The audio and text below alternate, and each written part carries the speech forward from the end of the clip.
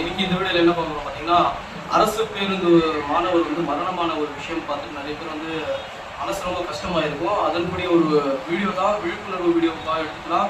அதெல்லாம் பார்த்தீங்கன்னா நியூஸ் மீடியாவில் வந்து நிறைய பேர் சொல்லும் போது வந்து நான் யோசிச்சிருக்கேன். நியூஸ் மீடியாவில் வந்து சில விஷயம் வந்து சரியாக சொல்ல மாட்டாங்கன்னு சொல்லி. அதுக்கு உதாரணம் என்னன்னு பார்த்தீங்கன்னா, இன்னைக்கு வந்து நான் பாலிமர் நியூஸில் வந்து அந்த செய்தியை பார்க்குறேன். அதில் பார்த்தீங்கன்னா பேருந்துலேருந்து வந்து இறந்தாங்கன்னு சொல்லி ஒரு செய்தி வருது. அதில் பார்த்தீங்கன்னா அரசு பேருந்துகள் தான் வந்து மாணவர் பையன் இறந்துருக்காங்க. ஆனால் பட் அவங்க சொல்லும்போது பார்த்தீங்கன்னா தனியார் பேருந்தில் இருந்து மாணவன் இறங்கிய பொழுது வந்து மரணம்னு சொல்கிறாங்க. இந்த மாதிரியான நியூஸ் மீடியா வந்து என்ன நம்புறதுன்னு ஒன்றுமே தெரியல.